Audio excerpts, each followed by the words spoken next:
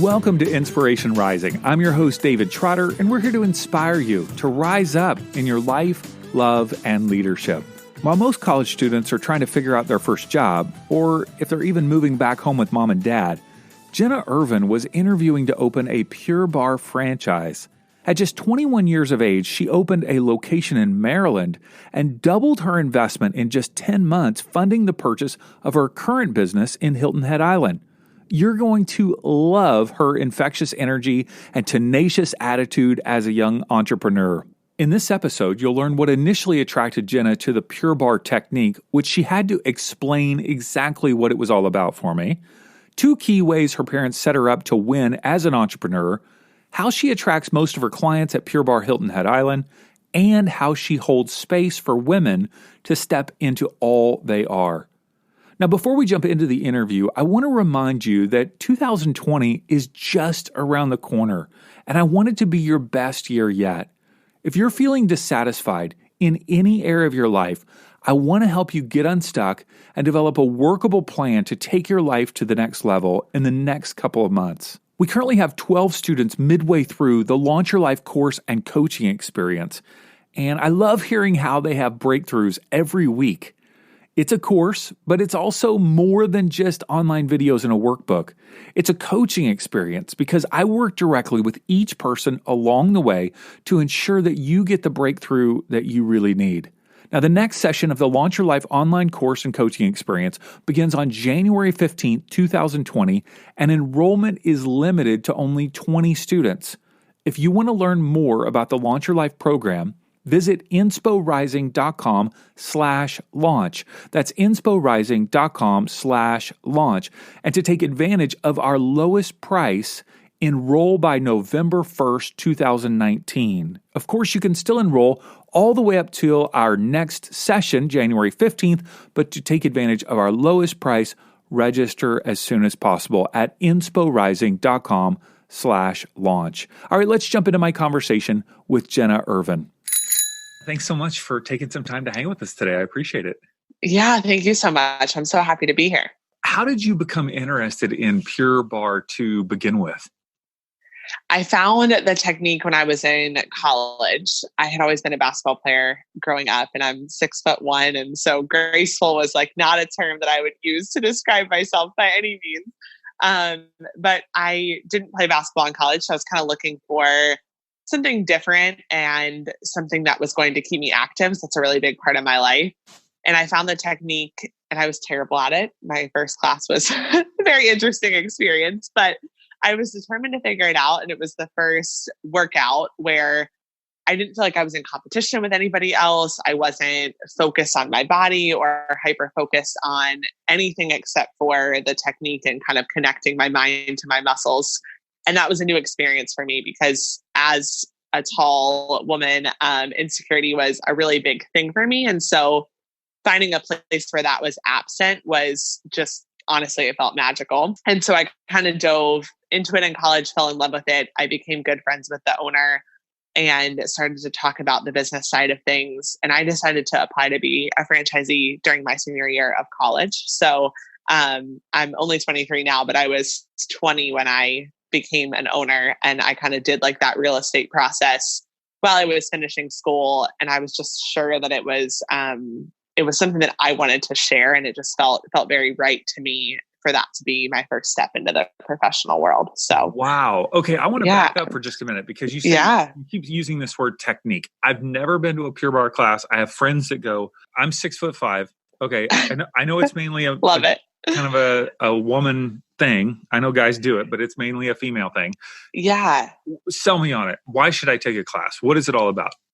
So I actually think it's really great for men. I wish we had more male clients because it works muscles that like we all should, like we kind of don't know we have until we do this workout, but it's very small and isometric. So it's low impact, and it's one of the very few workouts on the market where you're really focused on each muscle group and you're going to see results, but without that high impact that you get when you lift weights and do all of that. It kind of removes that impact from the work. And it also, you do everything to music. So whether you've taken one class or 1,000 classes, you're able to be in the same room together, which is a really cool thing because how deep you work in the position determines how challenging the class is for you. So I like that there isn't like levels. You don't feel like you're a beginner. You just kind of all fit into one. But I think the best part about it is the fact that you are able to see such big results from such small ranges of motion, and that it's really great. I mean, I have clients that are 18 years old and clients that are 85 years old. So it's just kind of a beautiful thing to see it span across so many levels, because that's really hard for a fitness technique to do. Get detailed with it, though. There's an actual bar on the wall. Yes, there is. And yes. I'm just envisioning myself trying to put my foot up on that thing and just falling. Yeah. And everybody kind of thinks that. I feel like it kind of gets the ballet vibe. And I'm not a dancer. I've never been a dancer, and I would not relate it to dance in any way. I think that the flexibility and the gracefulness comes a little bit, which I think is a huge part of dancing. But as far as like, it's not a choreographed dance.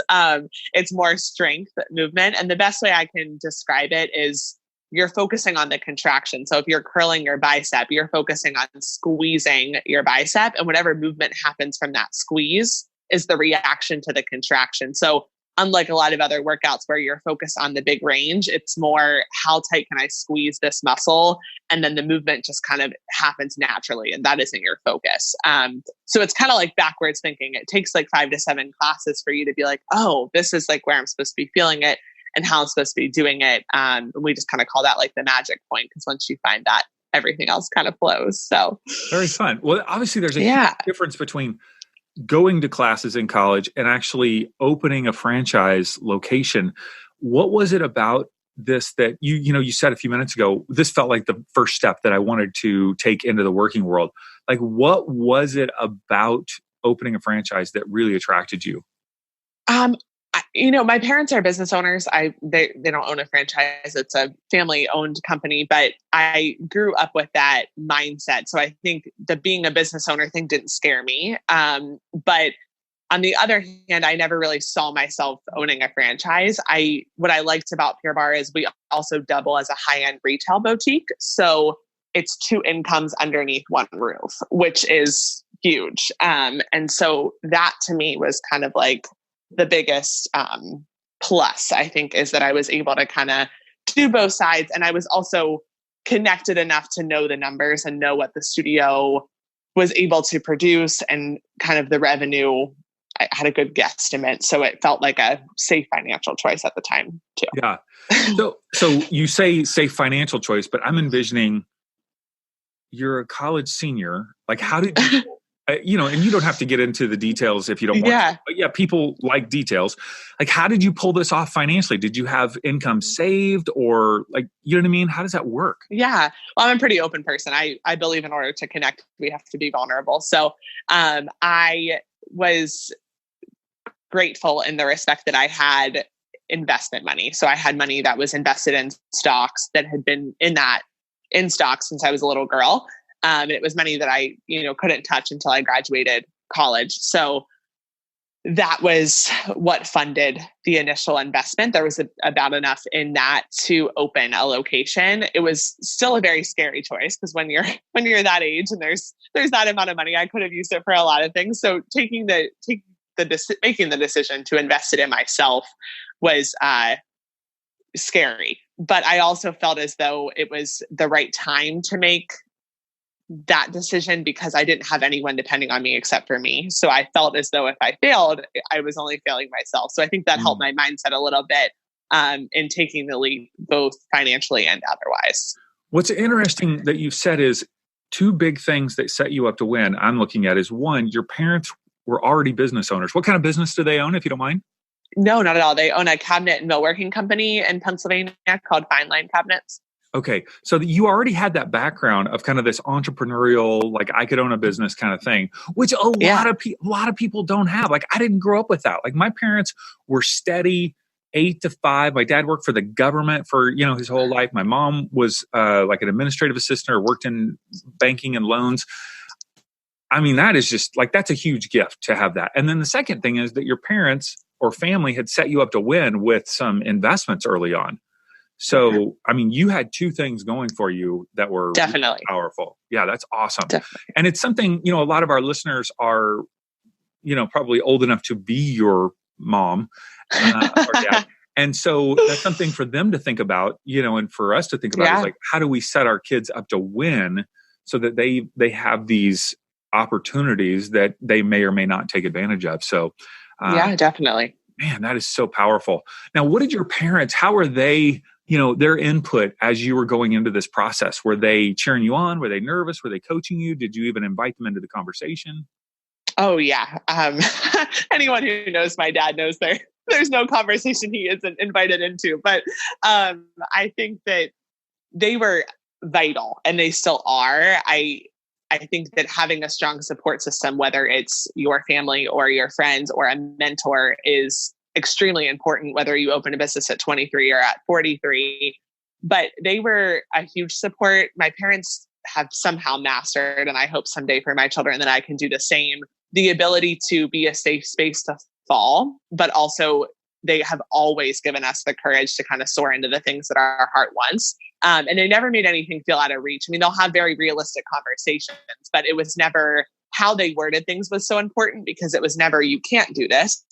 It was, well, let's talk about it from this perspective, or, think about it from this way. It was like, they kind of got us to think through the process on our own with guided help, instead of like, there's no way you're going to do that, and I think that those words and the way that they went about it were really powerful. I think that my dad had a lot of fear. I know my mom did. I would believe that my dad did too, because I think, the investment money was not from my parents. And so I think that they were hesitant to let me kind of jump right into this venture. My dad felt that I could do anything. He's like, you can get a job, you can apply to any company you want to apply to. And, so I think he definitely came at it from a realistic perspective. And he was a huge help in building out my studio. So he made a time investment as well as a financial one in helping me get to where my studio was open.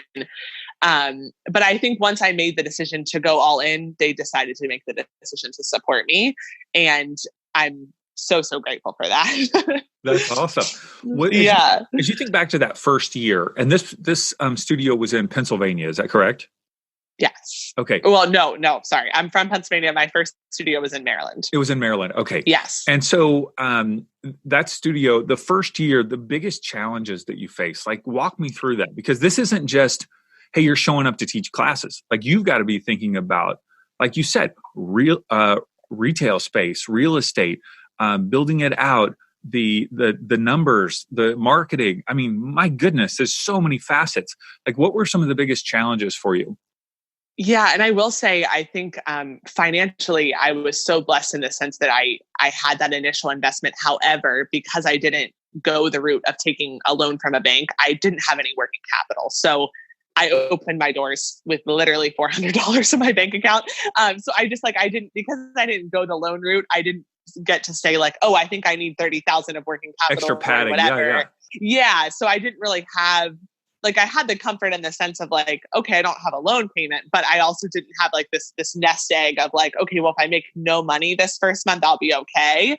And so I think financially that was a huge challenge for me. And, I have parents that always catch me when I fall. However, I think anybody who has parents like that, it almost makes you never want to have to ask for it, because you're so grateful that they're that level of support that you don't ever want to have to lean on them, because they've already given me so much.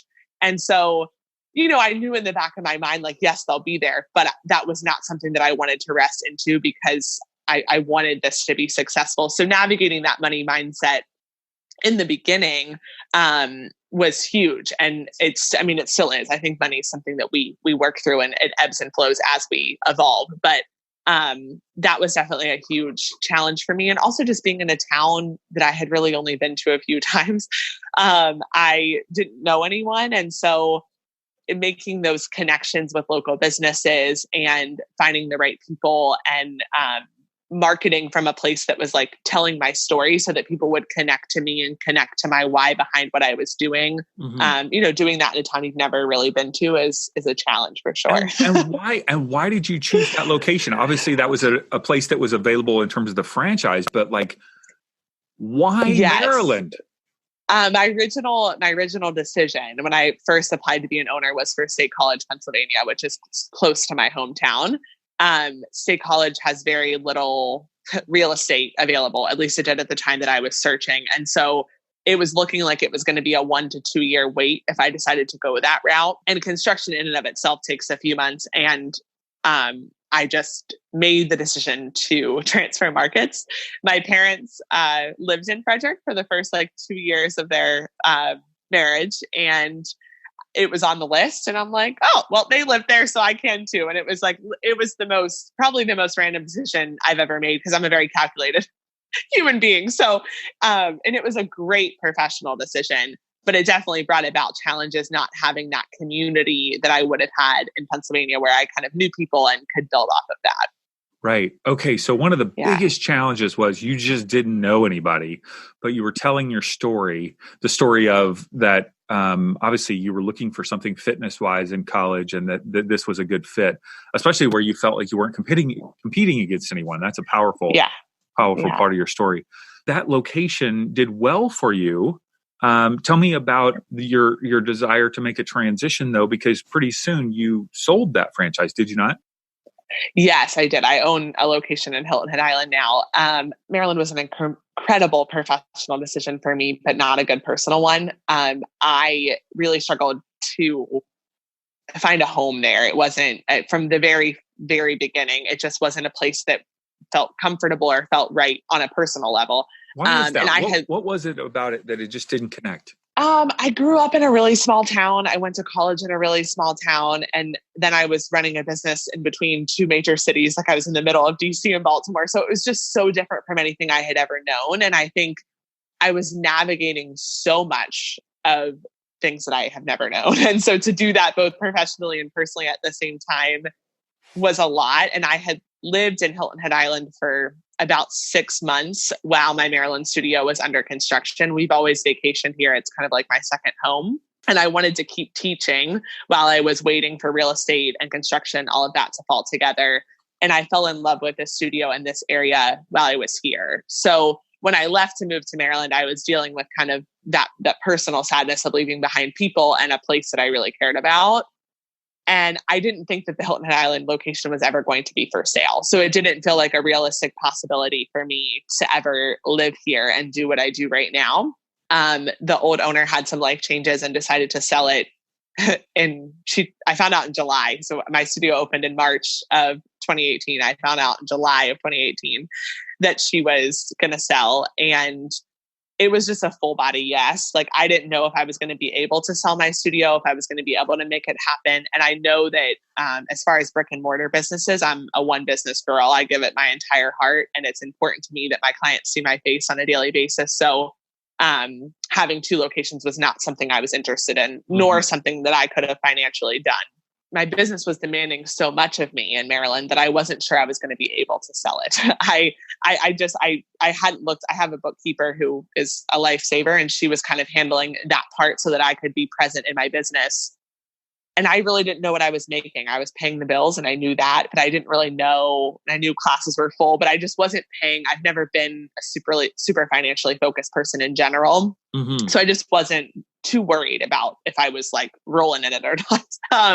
And so I had a conversation with her and she's like, Jenna, you can sell your business and probably for double what you put in. Wow. And that was news to me without a doubt. And also just reassurance that this might have just been a chapter when in reality, when I went into Maryland, I was looking at it like it was a forever. Because when you open a brick and mortar business, you feel like you're signing your life away. So sure. It was kind of, it was a personal and professional. I felt like they were playing tug of war with each other. And so the decision was a tough one, but the ability to double my investment and fund the purchase of Hilton Head is kind of what made the decision for me. If you're looking for encouragement and support as you take your next step in life, I want to invite you to join the Inspiration Rising Insiders private Facebook group. It's where we discuss topics from the podcast and I post coaching content on a regular basis. Head on over to insporising.com/insiders, insporising.com/insiders, answer a couple of questions, and I'll welcome you right in. All right, let's jump back into my conversation with Jenna. That had to have felt I've got to imagine it's got to like felt kind of lonely. Like, you know what I mean? Starting that without having connections, and then yet you are connecting with people on a daily basis through the classes. Like Yeah, it was the loneliest year of my life on a personal level. I mean, professionally, I had amazing clients, but those connections, they only go as deep as, I mean, you're spending an hour a day with them in the context of holding space for them to get stronger and to feel better about themselves. And that's such a beautiful thing. But as far as the connection on a personal level, that just didn't come for me in any realm. And I was just out of college. So I was like navigating adult friendships in general, which are different. I mean, friendships shift when you're out of college because you're no longer like, oh, I see you in communications class, so we're going to be friends. It's like you have to be intentional about keeping up with those. And so being in a town where I was far away from that, and honestly, I was 2 hours from my family, but I could have been 35 hours from them because I had no time to go home and even be present. So I think that lonely is a great word to describe personally what that year was like. Yeah, that's so hard. Yeah. So how has the experience at Hilton Head been different than it was in Maryland? You know what I mean? Like when you bought, and how many months have you been there? I took over January 3rd. So not quite a year. Yeah. Yes. Okay. Yeah. So my goodness, you went through the whole sales process at 22, 23 years old. You're selling a business. It's so powerful.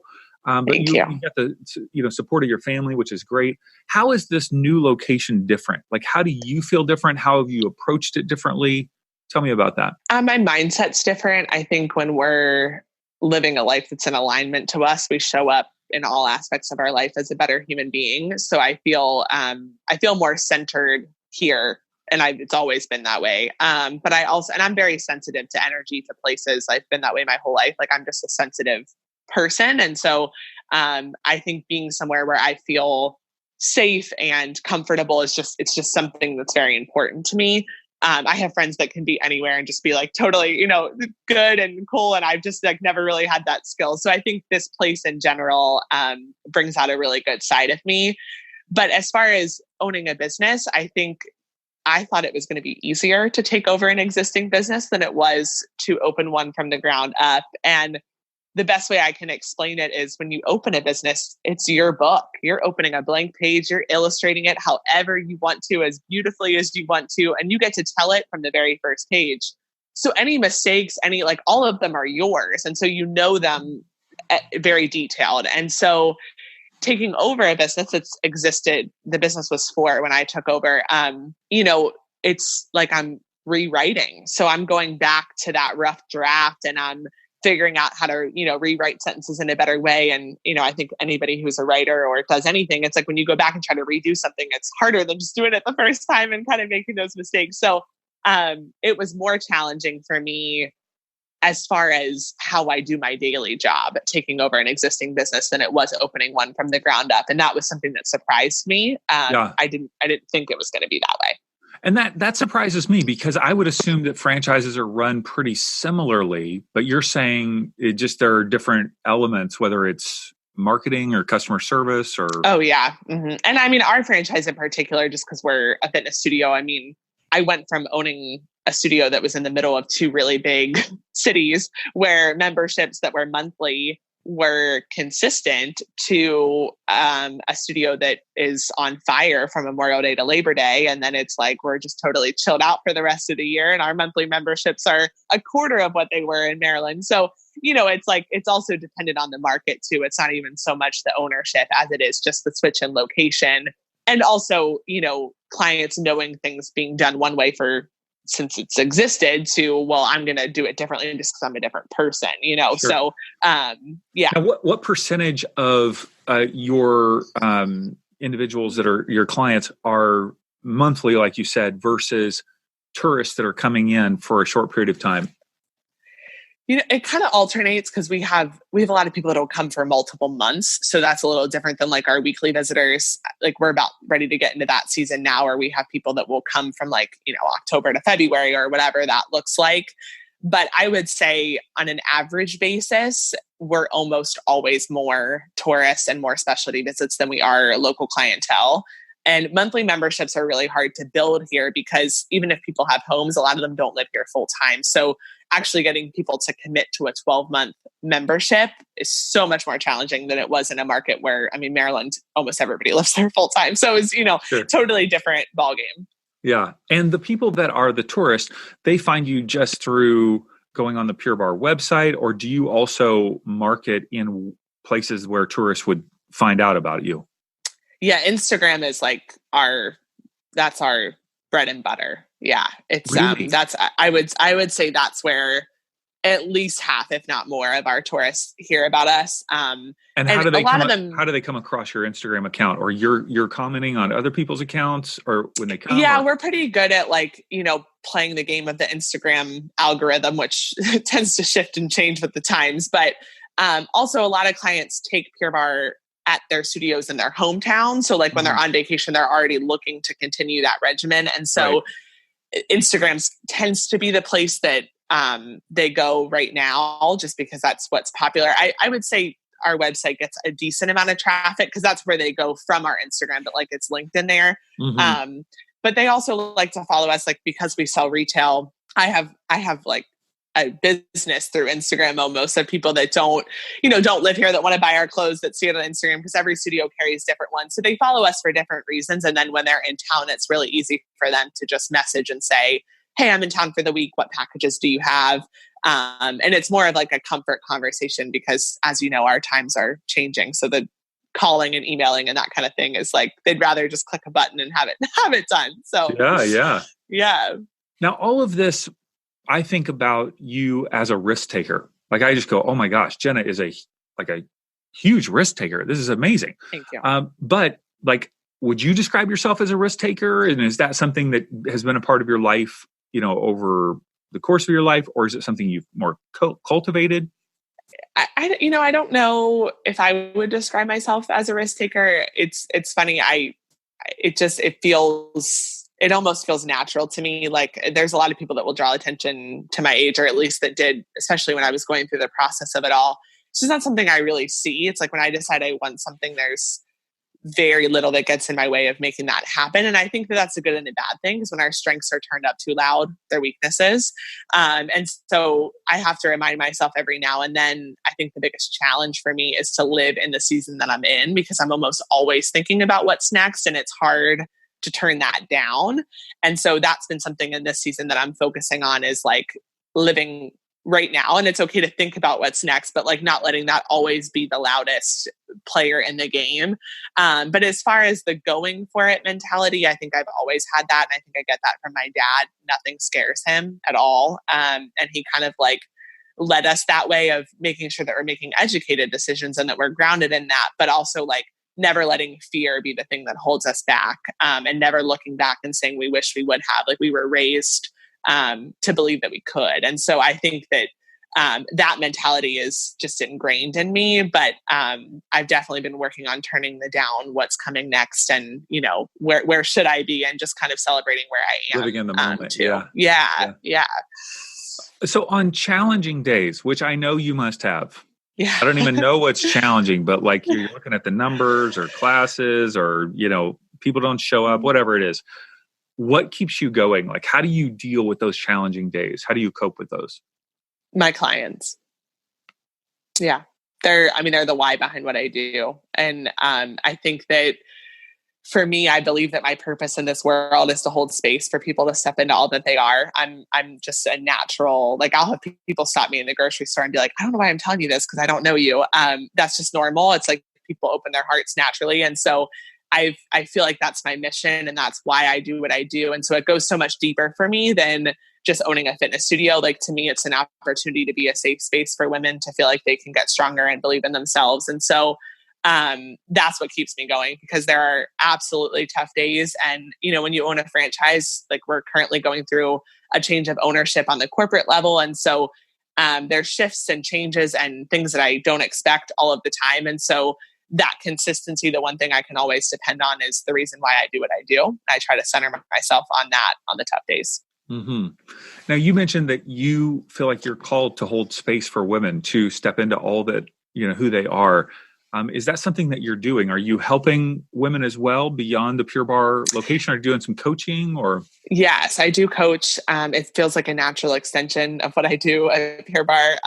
I teach at my studio as well. And so my clients will often say I'm their teacher and their therapist, because that's just kind of like what that space I feel like opens to. But coaching has been great. It's been a way to kind of step into that realm a little bit deeper. So I really, really enjoy that.